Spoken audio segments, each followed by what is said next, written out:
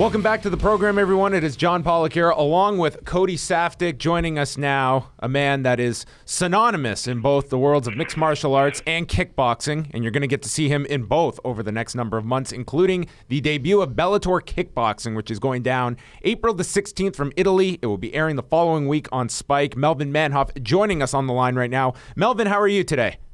Yeah, I'm fine. Tell us, first of all, a bit about... we're doing great here. Looking forward to this. I mean, okay, cool. It's not too often that we have someone on who is preparing for two fights, as you are, coming up in April and May. When did you first hear the idea that Bellator was going to be branching off and starting its own kickboxing promotion that you're going to be a part of the debut card for? Yeah, I didn't know that they were doing this, but when they asked me to fight at Bellator Kickboxing, you know, it was a huge honor for me, and to help build up Bellator Kickboxing in America, yeah, it's something that I can give back to the sport. So, yeah, of course I wanted to do this. Yeah. And, you know, because I also know that I said that I'm going to focus on MMA, but still, this is like an opportunity to help, to build something and to be part of it. So it was special. You haven't competed in kickboxing since 2012. You made your transfer over to MMA. You've been having a lot of success in that department, even earning a Bellator world title shot. Was it always the idea to return to kickboxing at some point in the future, or did you really think to yourself, you know what, I'm going to focus on MMA for the time being, and if something happens down the road, I'll go back? No. I really want to focus on MMA. I'm still, I did some kickboxing also, but I'm training kickboxing all the time, and the focus is not really on the kickboxing. The focus is on mixed martial art now, doing like more things, wrestling, BJJ, all these kind of things, you know. So, but now the focus is really on the stand-up. So the only thing that is very, very good for me now is that my stand-up is like every day I'm fighting with top-level guys, so every day it's going better again, and you know, I'm enjoying it, but still, I really want to have the focus after this fight on the MMA still. And when you're getting ready for this kickboxing match, are you able to fully dedicate yourself to the kickboxing realm, or does a part of you also think, you know what, I still do need to train a little bit of my ground game. I still need to train for a guy who is a jiu-jitsu specialist? No. Fully focus on kickboxing. And the thing is that my guy who I have now, who is like Bellator champion, Carvalho, he also likes to stand and trade. So that's why I think, you know, I don't have to focus on my ground game at the moment. If I focus on my stand-up game, it would be also advantage after this fight. It would be advantage also in my next fight when I have to fight them, so that my stand-up is sharper, faster, and all these kind of things. And then I still have like five more weeks to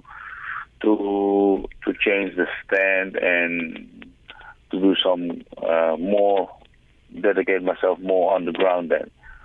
As someone that has worked with Scott Coker for so many years in the past, going back to your Strikeforce days, what does Scott Coker bring to the table when it comes to promoting kickboxing? Obviously, that is going back to his roots. How is he going to present this differently with Bellator Kickboxing, from your understanding?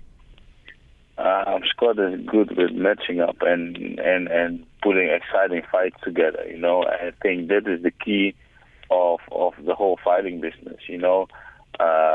You have to entertain people with knockouts, with great fights. I think that is what he can do, what he is doing the best, and that's why he always asks me, because he knows that I always come for a fight, and I think this is to brand Bellator. The stylistic fight, what he put together is like two brawlers together. That's gonna make like a hell of a fight. So 3 rounds is gonna be like war. And yeah, I think that people will enjoy that, you know. So there's always something that's gonna happen in that fight. Now 100%. That they've done exactly that in matching you up against Alexander Negreanu for your Bellator debut. This is obviously someone who, with only an 8-2 record, very strong, very powerful, stocky individual who doesn't mind standing in the pocket in training. Because you have another fight 4 weeks after, would the game plan to be go in there and take Negreanu out as fast as possible, or are you going in there trying to give the fans a spectacular performance in this kickboxing return? You know, this is also what I say, we are in the entertainment business, so I have to entertain. So what I'm going to do is I'm going to give a nice fight. If I cannot come out fast, I will do that. If I can win on points, I will do that also. But the main thing is that I'm very focused on this fight. It's Bellator's debut, and I want to put a good performance.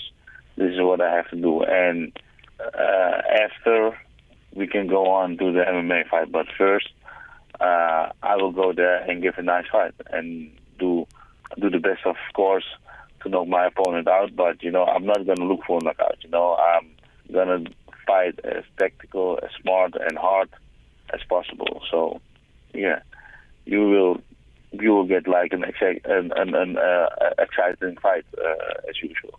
And have you been given any indication at all if Bellator, if this fight with Carvalho is in any type of jeopardy? Let's say you go out on April 16th and you score a first-round knockout, but for some reason you hurt your hand or hurt your foot. Would the plan be to still keep that title fight on the line, or would they just reschedule for a later date?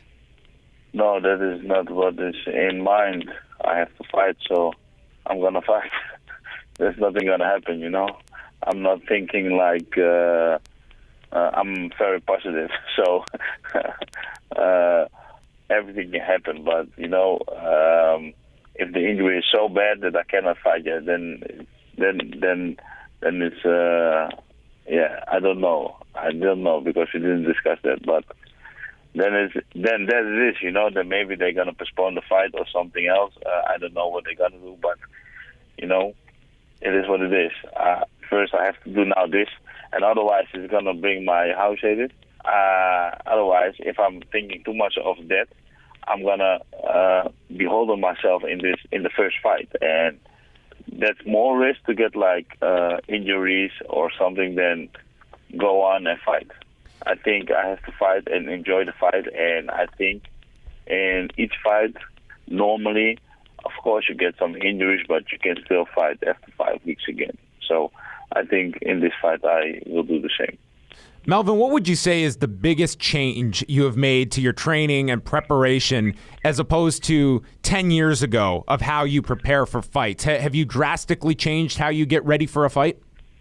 No, not really drastically, but train smarter a little bit more, These kind of things is normal, You're going with your time. The time is learning so much things, so I think that I changed smarter. Yeah, also I became smarter also. So this is also like some things, Before it's like I think we trained smarter. I think that this is the most important thing now.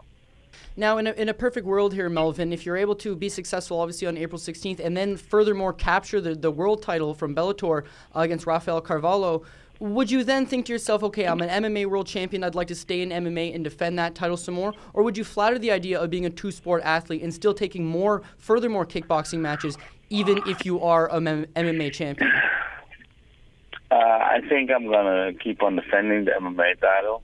Try to be like in MMA. Still, I don't think after this fight I'm going to do like the stand-up anymore. I don't know for sure, but that was my first goal because I wanted to focus on MMA and I wanted to become Bellator champion, and stay Bellator champion till I retire. And this is like the goal that I have. So I don't want to change it, I think.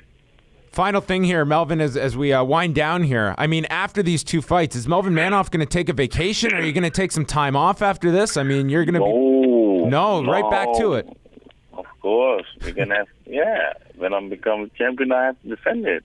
Maybe you can fight every month. We're gonna have like a little bit. We're gonna have like a little bit of vacation, but then we have to fight again as soon as possible. But this is the thing. I think I want to have like some more fights, and then we have to retire at a while. But I think I have to want to defend my title a few times, and then it's time to get my experience to other people or other fighters who can then become champion or something. And this is what I enjoy also, I have my own gym, started my own promotion, so we are like busy with it all the time. So after that, after I become champion, defend it a few times, and then go away as champion, and this is the perfect scenario.